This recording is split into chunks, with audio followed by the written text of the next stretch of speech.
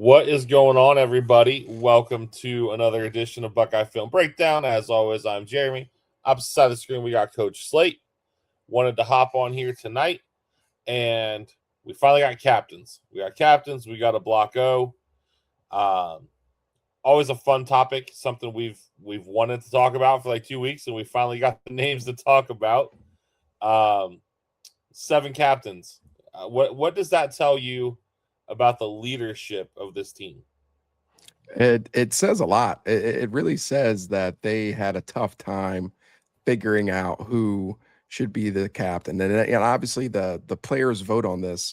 And I spoke with somebody who works inside the Woody, and he was telling me how tough this was, and that there were around 14 or 15 guys who were up there for captainship. Like there was that many guys that they could have picked from.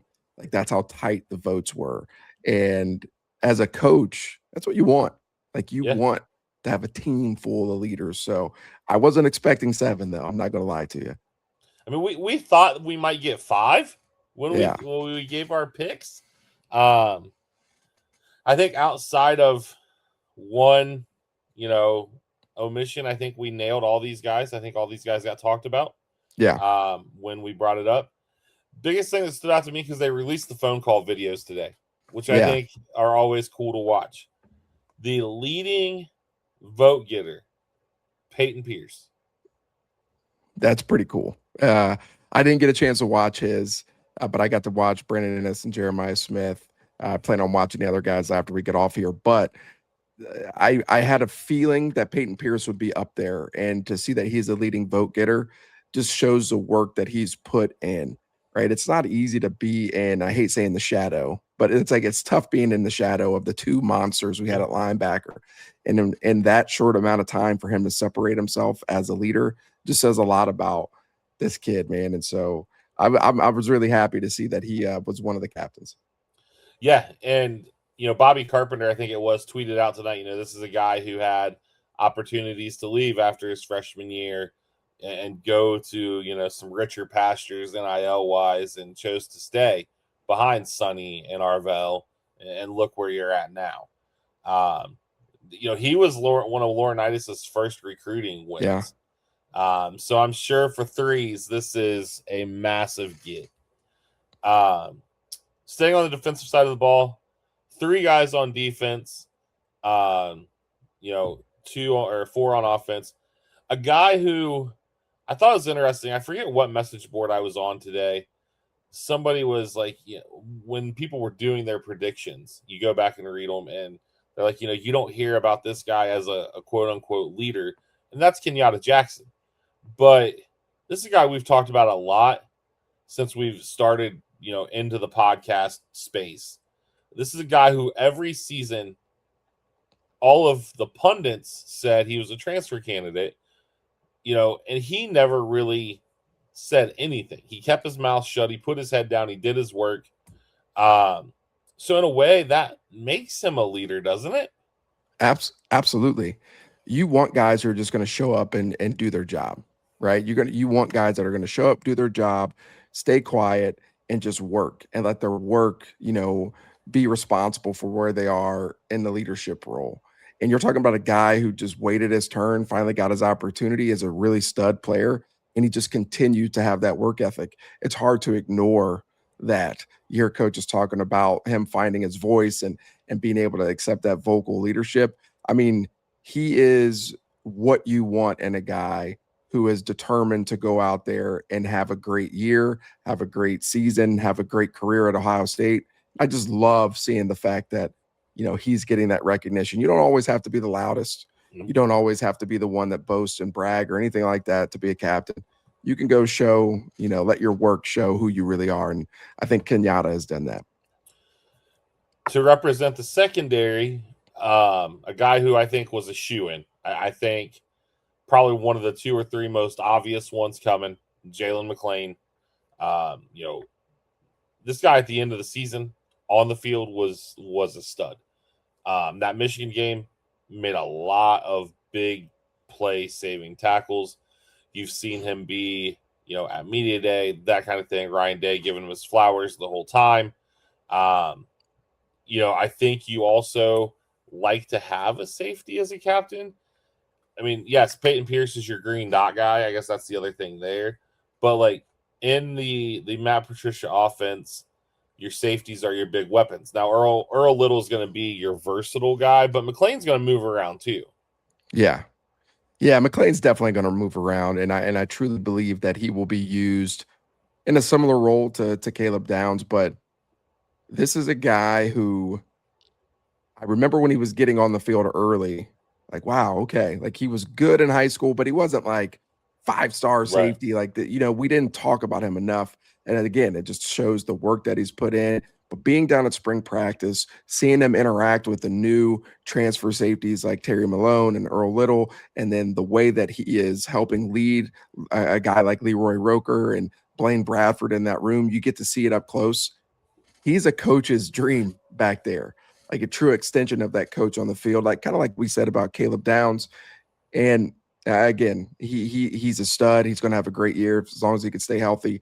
And I think he's definitely representative of what you need as a captain. Sure.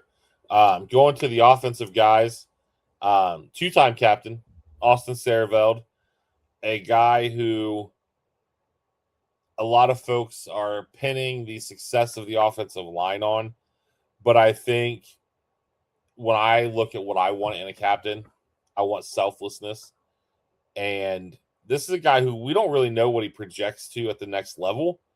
But this is a guy who is most likely bumping inside this year. I think that the tea leaves are there. We've talked about how guards are not necessarily the most sought after draft picks when it comes to the O-line. And so this guy could potentially be costing himself some money shifting inside. But I think the NFL knows what they're looking for anyway. But always cool to have a two-time captain, and it speaks volumes about this guy.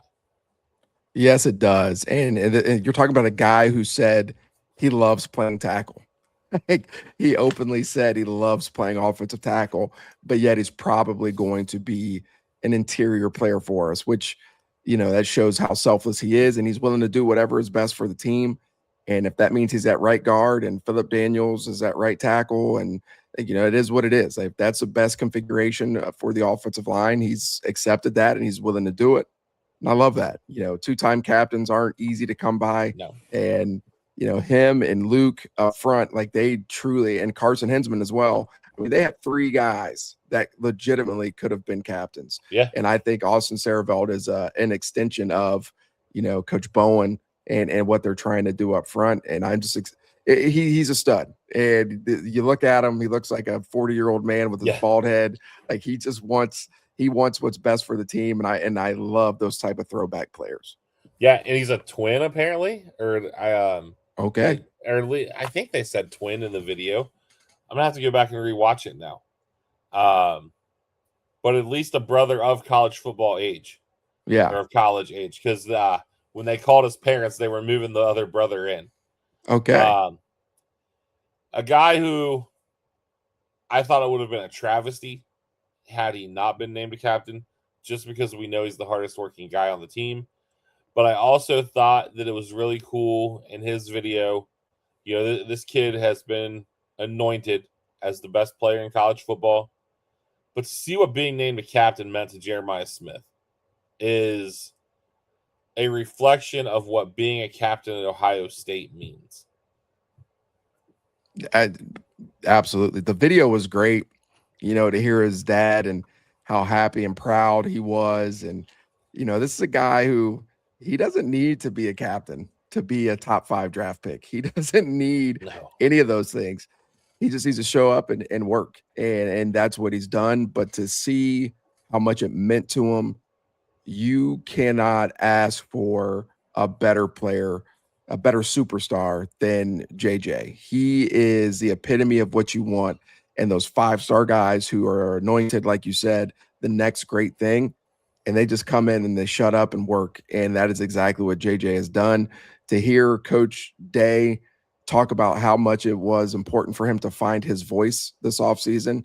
And, to see him coaching up Chris Henry Jr. and some of the younger receivers, it's just fantastic. And you want your best player to be your hardest worker, and there's no doubt about that. And then, to see or to hear Coach Hank talk about him being in tears, after, he got this honor like that, man, it's like goosebumps, man. It is really cool to hear. So shout out to JJ. I know how much that meant to him, and I think it's going to be, I think it's going to help take his game to another level if that was even possible.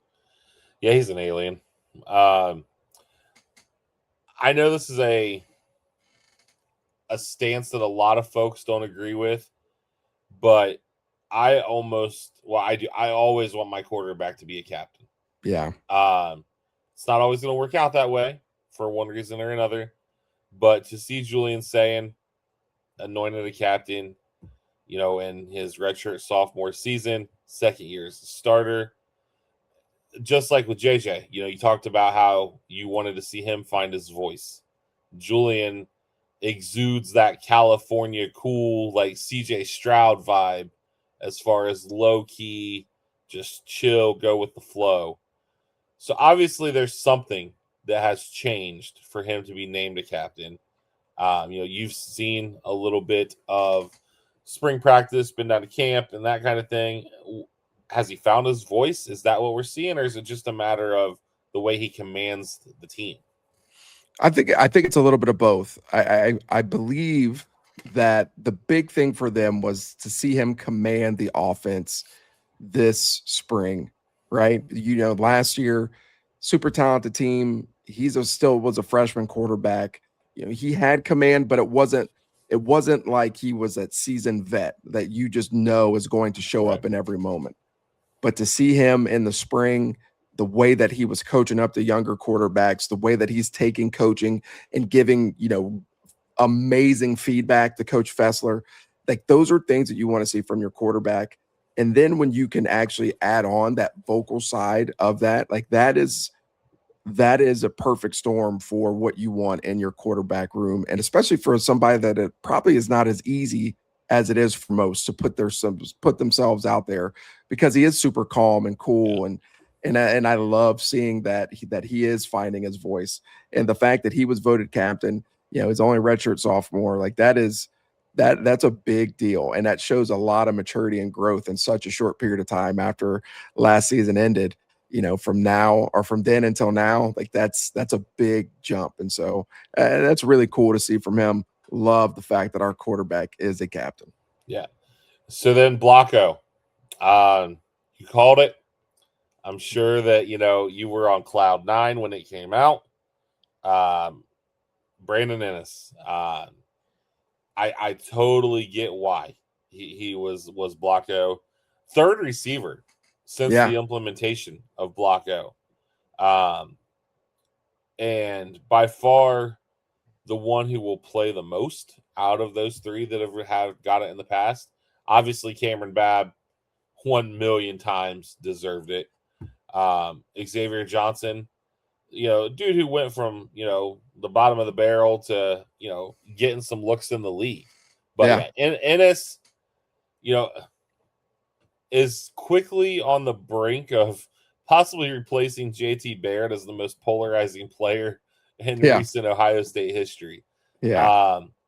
I don't get it. I don't understand, the division that, the fan base has. Has he lived up to his ranking? No. But if there's one position in college football where I think the rankings tend to get it wrong a lot, it's wide receiver. This isn't a knock on Julian Fleming, but Julian Fleming was the number one receiver in college football or in the rankings, and he played for a team that barely threw the ball. Yeah. Ennis, goes to IMG and looked really good there and has shown flashes here, but this isn't about on the field. Being a captain is about what you do when things aren't going right on the field or when you're faced with adversity. And this is a dude you've seen coaching up these young guys every time you've been down there. Yeah. That is why you're a captain, and that's why you get Blocko.